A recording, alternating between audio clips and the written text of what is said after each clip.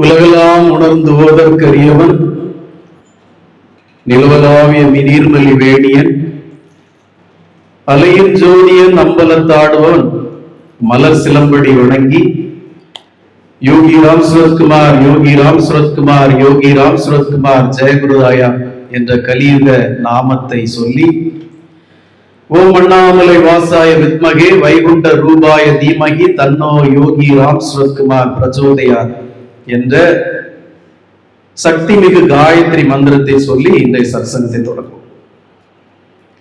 வரக்கூடிய புதன்கிழமை ஆடி பௌர்ணமி, அத குரு பூர்ணிமா அப்படின்னு கொண்டாடுறது ஆதி காலம் தொட்டே வழக்கம். நம்ம ஆசிரமத்துல வரக்கூடிய புதன்கிழமை வழக்கம் போல மதியம் 3 மணிக்கு, மதியம் 3 மணிக்கு, ஆமா 3:30 நினைக்கூடாது, 3 மணிக்கு வழக்கம் போல பகவானுடைய திருவடி பூஜை தொடங்கும்.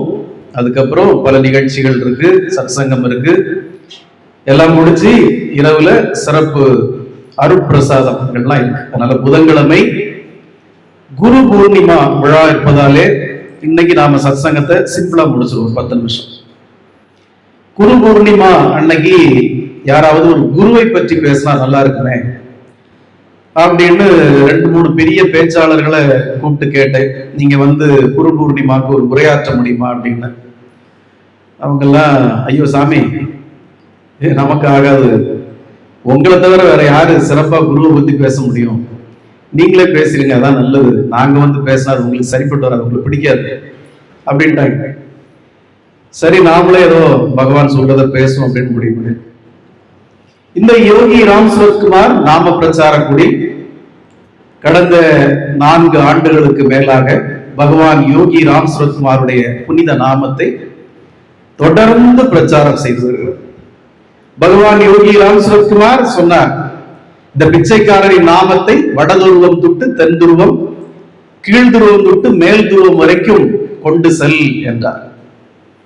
அவருடைய கட்டளைக்கு இணங்க அவருடைய புனித நாமத்தை இந்த பிரபஞ்சம் முழுக்க பிரபலப்படுத்தி எல்லா ஜனங்களையும், பாவப்பட்ட ஜனங்களை, கஷ்டங்களில் கவலைகளில் மூழ்கி கிடக்கக்கூடிய இந்த பாமர ஜனங்களை எல்லாம் இந்த புனித நாமத்தின் மூலமாக மீட்டெடுக்க வேண்டும் என்கிற ஒரு பெரிய ப்ராஜெக்டோடு நாம செயல்படுத்தி கொண்டிருக்கிறோம். அதற்கு நவீன யுக்திகளான யூடியூப், ஃபேஸ்புக், வாட்ஸ்அப் இதன் மூலமாக பிரச்சாரம் செய்து வருகிறோம். நம்முடைய யோகி ராம் சுரத்குமார் நாம பிரச்சார குடி எனும் யூடியூபை கிட்டத்தட்ட 22,000 பேர் ஃபாலோ செய்கிறார்கள், பின்தொடர்கிறார்கள். நம்முடைய ஸ்ரீ MC சிவகுமார் என்கிற ஃபேஸ்புக் பேஜை 22,000 பேருக்கு மேல பின்தொடர்கிறார்கள். யோகி ராம் சுரத்குமார் நாம பிரச்சார குடின்னு இன்னொரு ஃபேஸ்புக் இருக்கு, அதுல ஒரு 2,700-3,000 பேர் ஃபாலோ பண்றாங்க. இப்படி பல விதத்திலே நம்முடைய இது வாட்ஸ்அப்ல ஒரு 250 பேர் இருக்கிறாங்க அந்த குரூப்ல.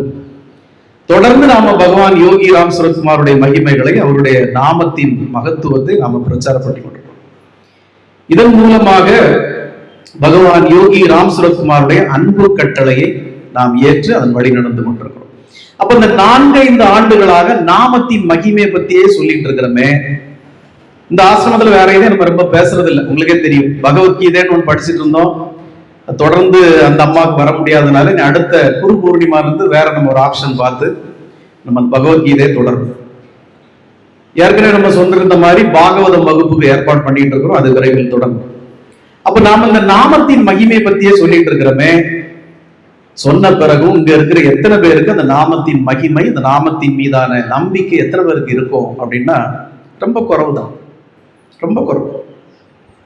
கொஞ்சம் பேருக்கு அந்த நாமத்தின் மீது, மகிமை மீது நம்பிக்கை இருக்கும், பல பேருக்கு அந்த நம்பிக்கை இருக்காது. சரி ஏதோ ஒரு ஆசிரமத்துக்கு போறோம், சனிக்கிழமை அந்த நேரம் போவோம், அப்படியே பல பேர் பார்க்கலாம், ஒரு பூஜை எல்லாம் நடக்கும், ஏதோ அப்படி சும்மா ஜாலியா உட்காந்துட்டு ராத்திரி வீட்டுக்கு போகலாம் அப்படிங்கிறதுல நிறைய பேர் இருக்கிறாங்க. தப்பு இல்லை, பொதுவா அப்படித்தான் ஆரம்பிக்கும், விளையாட்டாதான் ஆரம்பிக்கும், அப்புறமா தான் அது விபரீதமா போய் நிற்கும். இந்த நாமத்தின் மீதான நம்பிக்கை உங்கள எப்படி பல பேருக்கு இன்னும் பரிபூரணமாக வரலையோ, இதே போல விஸ்வேஸ்வரபுரம் என்ற ஒரு ஊர்ல இருந்த ஒரு இளைஞருக்கும் வரல. அந்த ஊர்ல என்ன போல இந்த அடியனை போல ஒரு பைத்தியக்காரப்ப அடிக்கடி ஜனங்களை கூப்பிட்டு நாமம் நாமம் நாமம்னு நாமத்துக்கு மகிமை பத்தி பேசிக்கிட்டே இருப்பாரு அந்த ஆள். ஊர் ஜனங்கள்லாம் இதே போலதான் எல்லாரும் கேட்டுக்கிட்டே இருப்பாங்க. ஓ அப்படியா, நாமம் சொன்னா நல்லது நடக்குமா, அப்படியா நாமத்தை சொன்னா போதுமா அப்படின்னு எல்லாரும் கேட்டுக்கிட்டே இருப்பாங்க. இந்த இளைஞனும் நீண்ட நாட்களாக இந்த உபதேசங்களை கேட்டுக்கிட்டே இருப்பான். அவனுக்கு என்னன்னு தெரியல, இந்த உபதேசம் பண்ற ஆளு மேல அவனுக்கு ஒரு வெறுப்பு. என்னடா ஆகும்னா இந்த ஆளுக்கு நாமும் பண்ணிட்டு இருக்கான், அவனுக்கு ஒரு வேலை சொல்லிட்டேன், இவனுக்கு சும்மா எரிச்சல இருக்கு அப்படின்னு அவன் டெய்லி இந்த ஆளுக்கு மேல அப்படி ஒரு மாதிரி இவன் சும்மா நாமன்னு பேசிட்டு இருக்கான், இவனுக்கு ஒரு வேலை சொல்லலையா அப்படின்னு அவனுக்கு ஒரு கோபம், அவன் அறியாமலே கோபம். நமக்கு இந்த ஒரு சினிமால ஒரு டயலாக் வரும், என்னது பார்த்தா பிடிக்காது பார்க்க தான் பிடிக்கும் அப்படிலாம் சொல்லுவாங்கல்ல. அதுபோல நம்ம மேலேயும் சில பேருக்கு என்னடா இந்த ஆளை பார்த்தாலும் பிடிக்க மாட்டேங்குது, பேசினாலும் பிடிக்க மாட்டேங்குது அப்படின்னு நிறைய பேர் இருக்கிறாங்க. ஆனா நம்ம வெளியூர் போனா ஐயோ பார்க்கணுமே, என்ன பக்தர் கூட்டம், எவ்வளவு தன்னை மறந்து சாமி நீங்க தானா, உங்களை தான் பார்க்கறேன்னா, எத்தனை வருஷமா நான் உங்களை பார்க்கறதுக்கு தவம் பண்ணிட்டு இருக்கேன், இன்னைக்கு பாருங்க பகவான் உங்களை கொண்டு காட்டிட்டாரு அப்படின்னு சொல்றவருக்கு எத்தனை பேர். இன்னொரு அம்மா நெய்வேலியில கணவனும் மனைவியும் ரிட்டையர்மெண்ட் வரைக்கும் பணி செய்து இப்போது யோகி ராம் சுரத்குமார் ஆசிரமத்துல திருவண்ணாமலையில ரிட்டையர்மெண்ட்டுக்கு பிறகு அங்கே இருந்து பணிவிட செய்யறாங்க. எத்தனை பேருக்கு இந்த பாக்கியம் கிடைக்கும் யோசிச்சு பாருங்க. நெய்வேலியில வாழ்நாள் முழுக்க அங்க பணி செய்து ஆப்டர் ரிட்டையர்மெண்ட் கணவனும் மனைவியும் போய் திருவண்ணாமலை ஆசிரமத்துல காலம் முழுதான் பணி செய்துட்டு இருக்காங்க. பணின்னா இங்க மாதிரி இல்ல 9 மணிக்கு எழுப்பி வர்றது, இல்ல சாயங்காலம் 3 மணிக்கு விட்டா சாயங்காலம் 5 மணிக்கு வரதெல்லாம் கிடையாது. காத்தால 4:30 மணிக்கு அங்க நடைய திறக்கிறதே அவங்கதான். குனிய முடியாது, நம்ம இவங்கள மாதிரி இருப்பாங்க வயசு, குனிய முடியாது. ஆனாலும் குனிஞ்சு கோலம் போடுறது, பெருக்கிறது, துடைக்கிறது, கழுவுறது, அது எம்மாம் பெரிய ஆசிரமம். அப்படி பணி. அவருடைய கணவர் அங்க அந்த உணவு அருந்தும் இடத்துல காலையில உட்கார்ந்துருப்பார். அடியன் போற நேரம் எல்லாம் அவர் எழுப்பி என்ன கும்பிடுவார். நானும் குடிச்சு கும்பிட்டு போயிருவேன். இறுதி நாள் ஊருக்கு கிளம்புறச்ச அந்த அம்மா காலையில ஓடி வராங்க. ஐயா உங்களை பாக்குறதுக்கு நான் எவ்வளவு பெரிய பாக்கியம் பண்ணிருக்கணும் அப்படின்னா. ஏம்மா என்ன நானும் எல்லாரும் போகுதுன்னு அப்படின்னா. இல்லையா, உங்களுக்குள்ள சாமி வராராம்ல, உங்களுக்குள்ள சாமி இறங்கி பேசுறாராம்ல. நான் சொன்னேன், யாருமா சொன்னா உங்ககிட்ட அப்படி? என் வீட்டுக்காரர் சொன்னாருங்க, என் ஆத்துக்காரர் அங்க இருக்கிற அவர் சொன்னாருங்க. ஏங்க ஏம்மா, இந்த நாகர்கோயில இருந்து ஒருத்தர் அவர் வந்திருக்காரு, விட்டுற அதை போய் பாத்துரு அப்படின்ட்டு. நான் உங்களை தான் தேடி வந்தேன். கையை பிடிச்சு அழுறாங்க. நான் சொன்னேன், அம்மா காலில் அவங்களுக்கு விழ முடியல, காலை குனிஞ்சு கும்பிடுறாங்க. அம்மா நீங்க கும்பிடாதீங்க, உங்களை நான் கும்பிடணும். காலம் கூட அரசாங்கத்துல பணி செய்துட்டு இன்னைக்கு 18 ஆண்டுகளுக்கு மேல வயசான காலத்துல இவ்வளவு பெரிய அருட்பணியை செய்யறதுக்கு என்னுடைய தகப்பன் யோகி ராம் சுரத்குமார் அவருடைய திருவடி நிழல்ல உங்களுக்கு பாக்கியம் தந்திருக்கிறாரே, நீங்க என்ன கும்பிடலாமா? நான் பாவியம்மா அப்படின்னு. இல்லையா, அந்த வார்த்தையை சொல்லாதீங்க. நாங்க செய்யற பணி ஒரு பெரிய பணி இல்லை. ஆனா நீங்க, உங்களுக்கு தெரியாதவங்க இன்னைக்கு யாரு இருக்கா, அந்த சரக்கு அந்த ஏதோ ஒரு ஊர்ல நாகர்கோயில்ல இவ்வளவு பெரிய பகவானுக்கு சேவை செய்றீங்களே, உங்களை நாங்க பார்த்தது புண்ணியம். பகவான் உங்க மூலமா பேசுறதாகவும் பகவான் உங்களுக்குள்ள வரதாகவும் நிறைய பேர் என்கிட்ட சொல்லியிருக்கிறாங்க. என் ஆத்துக்காரர் சொன்னார். நான் ஒரு கணம் எனக்கு கண்ணீர் தான் வந்தது. பகவானே, இவங்க சொல்றதுக்கெல்லாம் நான் தகுதியானவனா? இதெல்லாம் யார் இவங்க கிட்ட இப்படி சொன்னது? இதெல்லாம் எந்த விதத்துல நியாயம் பகவான் அப்படின்னு நான் நினைக்கிறேன். பகவான் யோகி ராம் சுரத்குமார் என்ன சித்தம் வச்சிருக்காருன்னு எனக்கு தெரியல.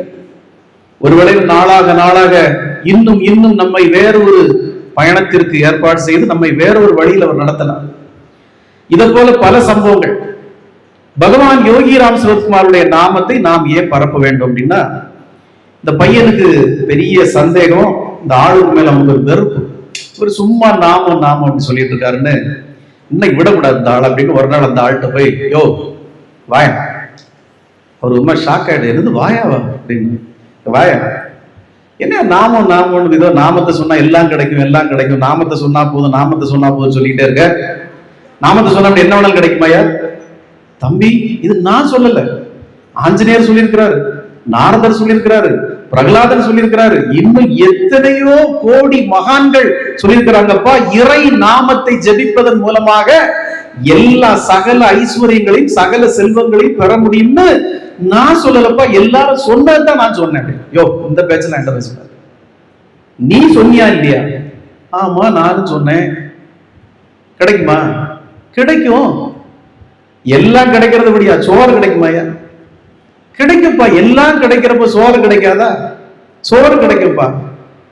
நான் திருப்பி திருப்பி கேட்கிறேன், இறை நாமத்தை சொன்னா சோறு கிடைக்குமா? நானும் திருப்பி திருப்பி சொல்றேன், இறை நாமத்தை சொன்னா சோறு கிடைக்கும்பா. அப்படியா? நான் சவால் விட்டு பார்ப்போமா அப்படின்னா, எப்பா உனக்கு வெறும் சோறு கிடைக்காது. நீ இறை நாமத்தை பரிபூர்ணமாக பக்தியோடு உள்ளார்ந்த நெஞ்சார்த்தத்தோடு நீ சொல்லுவாயானால் வெறும் சோறு கிடைக்காது, இறைவனே வந்து உனக்கு ஊட்டி விடுவாப்பா, நம்பு அப்படின்னா. ஓஹோ, அப்படியா? பாத்துருவோம் அத அப்படின்னு அவனுக்கு ஒரு பிம்பாயிடுச்சு. இந்த ஆளுக்கு பிம்பத்தை உடைக்கணும். அவனுக்கு நாம சொன்னா சோறு கிடைக்குமாங்கிறதுல அவனுக்கு இலக்கு இல்லை, இவனுக்கு பிம்பத்தை உடைக்கணும். பூரா பேர் இவனை போய் கும்பிட்டு இருக்கான், இவன் காலில் போய் விழுறான், இவனை ஏதோ பெரிய கடவுள் இருக்கிறாருங்க, இவன் பிம்பத்தை உடைச்சு விட்டுட்டோம்னா அப்புறம் இவன் செல்லா காசு ஆயிடுவான் அப்படிங்கிற ஒரு எண்ணம் அவனுக்கு வரும். ஆனா இத அவன் சொன்ன மாதிரி நம்ம பரிபூர்ணமா செய்தா இவன் பிம்பத்தை உடைச்சிடலாம் அப்படின்ட்டு வீட்டுல போய் நினைக்கிறான். சோறு கிடைக்கிற வரைக்கும் நாம இறை நாமத்தை சொல்றோம் பாப்பமே. அப்புறம் நினைக்கிறான், வீட்டுல இருந்து சொன்னா ஒரு வேளையில நாம பட்னியோட இருக்க போறோம், அதானே? சோறு கடவுள் கொண்டு ஊட்டணும், அது வரைக்கும் நம்ம பட்னியோட இருக்க போறோம். ஒருவேளை மயங்கி எடுத்து விழுந்துட்டோம்னா இவங்க ஆஸ்பத்திரி கொண்டு போயிருவாங்க வீட்டுல இருக்கிறவங்க, இல்ல தண்ணி எண்ணிய வாயில ஊத்திடுவாங்க, இல்ல ஏதோ ஜூஸ் கலக்கி வாயில ஊத்திடுவாங்க. அல்ல, வீட்டுல இருக்க கூடாது, வேற எங்கேயாவது போயிடுவோம் அப்படின்னு ஆள் நடமாட்டம் இல்லாத காட்டுக்கு போயிடுவோம், அங்க போனாதான் சரியா இருக்கும், யாரும் நம்மளை கண்டுக்க மாட்டாங்க. மயங்கி விழுந்தாலும் நம்ம போதம் கட்டு விழுந்தாலும் யாரும் தண்ணி எண்ணி எதுவும் தரமாட்டாங்க அப்படின்னு காட்டுக்கு போயிடலாம். காட்டுல போய் இருந்தா பயங்கர நிசப்தம், அங்கங்க விலங்குகளுடைய சத்தம், பறவைகளுடைய சத்தம் இருக்கு. அப்போ நாமத்தை சொல்றதுக்கு தொடங்குறதுக்கு முன்னாடி அவனுக்கு ஒரு பயம் வரும். ஒரு வேளையில நம்ம பசி மயக்கத்துல மயங்கி எடுத்து கிடக்கிறப்போ சிங்கமோ புலியோ வந்து தின்னுட்டு போயிட்டுனா நம்மள, அப்புறம் அவனுக்கு பல்ல உடைக்க முடியாத. நம்ம டார்கெட்டே அவனுக்கு இமேஜ உடைக்கிறதா. என்ன பூரா போய் அவனை போய் கும்பிட்டு இருக்கிறாங்க, அதனால இதை விடப்படாது அப்படின்னு சொல்லி நம்ம கீழே மயங்கி எடுத்து விழுந்துட்டோம்னா புலி கரடி வந்து தின்னுட்டு போயிடும். அதனால எங்கேயாவது மரத்துக்கு மேல ஏறி உட்கார்ந்துடலாம், அங்கன்னா யாரும் நம்மளை தொட முடியாதுன்னு சொல்லி ஒரு சௌகரியமான மரத்தை பார்க்கறாங்க. அங்க ஒரு நல்ல ஒரு வசதியான ஒரு மரம் ஏறி வசதியா உட்கார்ந்து இருக்க அளவு காட்டுல இல்லையா பெரிய மரங்கள் இருக்கும். ஒரு மரத்துக்கு மேல ஏறி சௌகரியமா உட்கார்ந்துட்டு அப்படியே இறை நாமத்தை விடாம ஜெபிக்கிறான், ஜெபிச்சுக்கிட்டே இருக்கிறான். அவனுக்கு ஒரே இலக்கு, சோறு கிடைக்க கூடாது. இறை நாமத்தை நான் சொல்லுவேன், ஆனா எனக்கு சோறு கிடைக்க கூடாது. இத போய் அவன்கிட்ட சொல்லி உலக ஊர் மக்கள்கிட்ட எல்லாம் சொல்லி அவனுக்கு இமேஜ உடைச்சு விடணுங்கிறது அவனுடைய டார்கெட். நாமத்தை இறை நாமத்தை சொல்றான் சொல்றான் சொல்லிட்டே இருக்கிறான். ஒரு நாள் ஆகுது, 2 நாள் ஆகுது, சோர்ந்து போயிட்டான். பசி தாகம் உயிரை எடுக்குது, ரொம்ப துன்பமா இருக்கு. ஆனாலும் விடாம நாமத்தை சொல்லிட்டே இருக்கிறான். 3வது நாள் கண்ணு சொருகுது. அப்படியே இனிமேலும் நான் உயிரோட இருப்பனா செத்து போயிருவனான்னு தெரியலையே. சிறுகுடல் பெருங்குடலை திங்குது, பெருங்குடல் உடம்ப திங்குது, எல்லாம் தின்னு நான் செத்து போயிரும் போல் இருக்கே அப்படின்னு ரொம்ப தவிச்சு போயிருக்கான். தெரியாம வந்துட்டோமோ அப்படின்னு மனசுக்குள்ள நினைச்சாலும் விட்டக்கூடாது, நம்ம செத்தாலும் பரவாயில்ல, அந்த பயலுக்கு இமேஜை உடைச்சு விடணும், இவன் என்ன பெரிய ஆள் அப்படிங்கிற ஒரு வைராக்கியத்துல சொல்லிக்கிட்டே இருக்கிறான் இறை நாமத்தை. அப்போ திடீர்னு அந்த காட்டுக்குள்ள ஒரு வழிபோக்கன் ஒரு 2 போதி ஒரு பெரிய கட்டிச்சோரோட வரான். ஒரு நீள கம்பல கட்டி போட்டுட்டு நடந்து வரான். இவன் அவனை பார்க்கிறான். இவன் மரத்துக்கு மேல இருக்கிறதுனால இவன் இருக்கிறது தெரியாது. அந்த கட்டிச்சோறு கொண்டு வந்தவன் அந்த மரம் பெரிய மரமா இருக்கிறதா அந்த மரத்து மூட்டுல இருந்து, அப்பா ரொம்ப தூரம் நடந்து களைச்சு வந்துட்டமேன்னு ஒரு கட்டிச்சோத்தை பிரிச்சு நல்லா சாப்பிட்டான். இவன் பார்த்துக்கிட்டே இருக்கிறான், இவனுக்கு பசியில உயிர் போயிட்டு இருக்கு. இவன் நல்லா சாப்பிட்டான். சாப்பிட்டு அவன் நினைக்கிறான், கொஞ்சம் இதுல அப்படியே கண் அசருவோம், ரொம்ப களைப்பா இருக்கு, இந்த கட்டிச்சோரை நைட்டு சாப்பிடலாம் அப்படின்னு வச்சிருக்கான். அந்த நேரம் பார்த்து அங்க இருந்து ஏதோ ஒரு 3-4 பேரோட சத்தம் கேட்குது. அப்படியே உத்து பாக்குறான், பார்த்தா திருடனுங்க மாதிரி இருக்கு. பெரிய மீசை, பழைய சிவாஜி எம்ஜிஆர் படத்துல நம்பியார் கெட்டப்ல வர மாதிரி இங்க அப்படி ஒரு மறு, இங்க ஒரு மறு, பெரிய கேரோ எல்லாம் வச்சு மீசை எல்லாம் முறுக்கி விட்டு கழுத்துல ஒரு கர்ச்சிப்பெல்லாம் கட்டி ரவுடி லுக்கில் ஒரு 4-5 பேர் வராங்க. இவன் பார்த்தா இனி நம்மளை ஏதாவது அடிச்சு போட்டுருவானுங்க அப்படின்னு இவன் என்ன பண்றான், அவசரமா எழும்பி ஓடுறான். ஓடுறப்ப அந்த கட்டிச்சு வந்து போட்டு ஓட்டிட்டான். இந்த 4-5 திருடர்களும் அந்த மரத்து மூட்டுல வந்து உட்கார்ந்துருக்காங்க. அவங்க பெரிய மூட்டை கொண்டு வந்திருக்காங்க. அந்த மூட்டையை பிரிச்சு திருடின பொருட்கள் எல்லாம் பங்கு வைக்கிறாங்க. எல்லாரும் இது உனக்கு, இது உனக்கு, இது உனக்கு பங்கு வைக்கிறாங்க. பங்கு வச்சு முடிகிறப்போ வந்து சொல்றான், இங்க பாருறா, இங்க ஒரு மூட்டை கிடக்கு, இது என்னன்னு பாரு அப்படின்னா. தொடாத, ஏதாவது இருக்க போகுது அப்படின்னா. பாரு, எடுத்து பாரு அப்படின்னா. சோறு இருக்குடா உள்ள அப்படின்னா. தொடாத. இந்த காட்டுக்குள்ள எப்படி சோறு வரும்? இவ்வளவு பெரிய காட்டுக்குள்ள யாரா சோறு கொண்டு வந்தது? வாய்ப்பே இல்லை. அப்ப இதுல எவனோ சோறை கொண்டு வச்சிருக்கான்னா நம்ம இங்கதான் அடிக்கடி கூடுவோங்கிறத தெரிஞ்சு எவனோ நம்மளை கொல்றதுக்குன்னு இங்கோட்டு சோறு வச்சுட்டு போயிருக்கான். விஷத்தை போட்டு சோறு வச்சிருக்கான். நீ நம்பாத, எவனோ நம்மளை கள்ளன்னு கண்டுபிடிச்சா இந்த மரத்து மூட்டில தான் அடிக்கடி சேர்ந்து விடுங்க பங்கு வைப்பானுங்கன்னு தெரிஞ்சு நம்மளை கொல்றதுக்காக எவனோ சோத்துல விஷத்தை வச்சு இங்க கொண்டு வச்சிருக்கான். தொடாத. அப்ப அவன் சொன்னா, சாதம் கொஞ்சம் சூடா இருக்கிற மாதிரி இருக்கு அப்படின்னா. அப்போ சோத்தை வச்சவன் இங்கதான் எங்கேயாவது இருப்பான், தேடு. இந்த பயலனை விடக்கூடாது, தேடுறான், நல்லா தேடுறான். எல்லா இடமும் தேடுறான்னு ஆளை காணும். என்னடா சோறு சாதம் சூடா இருக்கு, ஆளை காணும், அதுக்குள்ள எங்க போயிருப்பாங்க அப்படின்னு மெதுவா மேல பார்த்தா மேல ஒருத்தன் உட்கார்ந்துருக்கான். வாடா, நீதானா? அவனுக்கு பேசுறது கூட திராணி இல்லை, கைய ஆட்டுற நான் இல்லைங்க, தூங்குடா, அவனை கீழே தூக்கிட்டு வாடா, இறங்குடா அப்படின்னு. அவன் இறங்க முடியாது, இறங்குடா. யாரா நீ, எந்த ஊருடா, எங்களை கொல்றதுக்கு சோத்த வச்சிருக்கியா நீ, வாடா. அவனை மரத்துல இருந்து கீழே இறக்கி, நீ தானே சோறு கொண்டு வந்தது, அவனுக்கு பதிலே என்ன 3 நாளாச்சும் அவன் சாப்பிட்டு, வாய் பேச முடியாது, கை அசையாது, கால் அசையாது, உயிர் போகுது. அவன் பேசாம இருந்ததை பார்த்தவன என்னோட கோபம் கூடுது. நீ 2 கையையும் பிடி, நீ இந்த கையை பிடி, 2 காலை பிடிச்சு வச்சுக்க. இந்த விஷம் வச்ச சோத்தை அவன் வாயிலே விட்டு அவனே தின்னுட்டு சாகட்டும். எடுத்து சோத்தை குத்தி இருந்து வாயில. இப்ப 2 பேர் கையை பிடிச்சா, 2 பேர் காலை பிடிச்சா, ஒரு சோத்தை எடுத்து வாயில வச்சு இருத்துறான். அவன் பசியில சவச்சி பாதி சவைக்காம பாதியா விழுங்குனான். அப்போ அவனுக்கு அது விழுங்க சோறு தொண்டையில் அடைக்குது. ஆனாலும் அவனுக்கு கண்ணீர் வருது. அந்த படுவாவி பய சொன்ன மாதிரி உனக்கு சோறு கிடைக்கும், முடிஞ்சா இறைவனே வந்து உனக்கு ஊட்டி விடுவார்னு சொல்லிட்டாரு. இப்ப ஒரு இறைவன் கையை பிடிக்க, ஒரு இறைவன் காலை பிடிக்க, ஒரு இறைவன் வாயில ஊட்டுறாரு. இது சத்தியம் தானே, உண்மைதானே அப்படின்னு சொல்லி அழுது அந்த திருடர்கள்கிட்ட கொஞ்சம் ஜீவன் வந்து ஒரு பேசி, ஐயா இப்படி ஒரு சம்பவம் நான் இல்லைன்னு சொல்லி தப்பிச்சு ஊருக்கு போய் அந்த மகான் காலில் விழுந்து மன்னிப்பு கேட்டு அன்று முதல் அவருக்கு சீடனா மாறிட்டான். அன்பானவர்களே, நாம ஜபத்தின் வலிமை சொல்வதற்காக ஏகப்பட்ட புராணங்கள், கதைகள் இதை நமக்கு உபதேசிச்சிருக்கு. நிச்சயமாக நீங்கள் ஒவ்வொரு மந்திரத்தையும் மந்திரங்கள் சக்தி இல்லையான்னா நிச்சயமா சக்தி உள்ளதுதான். ஆனா உங்கள எத்தனை பேருக்கு அந்த அந்த சமஸ்கிருதத்தை உச்சரிக்க தெரியும்? நமக்கு சொல்லி தந்திருக்கிறதெல்லாம் மந்திரத்தை யாருக்கு சொல்லிக் கொடுக்க கூடாது, பிறகு காதுல படக்கூடாது, மந்திரத்தை தவறில்லாம உச்சரிப்பு கரெக்டா இருக்கணும், இது அந்த நேரத்துல சொல்லணும், இதை இந்த நேரத்துல சொல்லணும், இதை இப்படி சொல்லணும், அதுக்கு நிறைய சாஸ்திரங்கள் வகுக்கப்பட்டிருக்கு. அப்ப நம்ம ஆதி காலத்துல இருந்தே சமஸ்கிருதம் படிக்கல, நமக்கு தெரியாது, மந்திரங்களுடைய அர்த்தம் நமக்கு தெரியாது. ஓம் பூர் புவஸ்வஹான்னா நமக்கு என்ன அர்த்தம் சொல்லுங்க, யாராவது சொல்லுங்க. ஓம் பூர் புவஸ்வஹான்னா என்ன அர்த்தம்? என்ன அர்த்தம்? ஓம் பூர் புவஸ்வஹ தத்ச விசுர்வரேகம். இந்த அம்மாலாம் பூத செல்லுல தான் ரிங்டோனாவே வச்சிருக்கோம். காயத்ரி மந்திரம் சிறந்த மந்திரம், அதுல எந்த மாற்று கருத்தும் கிடையாது. ஆனா அவரோட தமிழ் அர்த்தம் பாத்தீங்கன்னா, நாம யோகி ராம் சுரத்குமார் யோகி ராம் சுரத்குமார் யோகி ராம் சுரத்குமார் ஜெயகுரு ராயான்னு சொல்றோம் இல்லையா, அதுக்கு என்ன அர்த்தம்? ஜெய குரு ராயா, குருவுக்கு குருவானவரே, இறைவனுக்கும் இறைவனானவரே, உமது நாமம் வெல்க. குரு ராயா, குருவுக்கு குருவானவரே, ஜெயம் ஜெய, வெல்க வெற்றி, உமது நாமத்திற்கு வெற்றி உண்டாகுங்க. இதே அர்த்தம் தான் அதுக்கும். இறைவா அவரே இவரே உமது பெயருக்கு வெற்றி உண்டாகுங்க, உமக்கு நாமத்தின் வெற்றி உண்டாகுங்க. இதே தான் சமஸ்கிருதத்துல சொல்லி வச்சிருக்கு. அவ்வளவுதான்.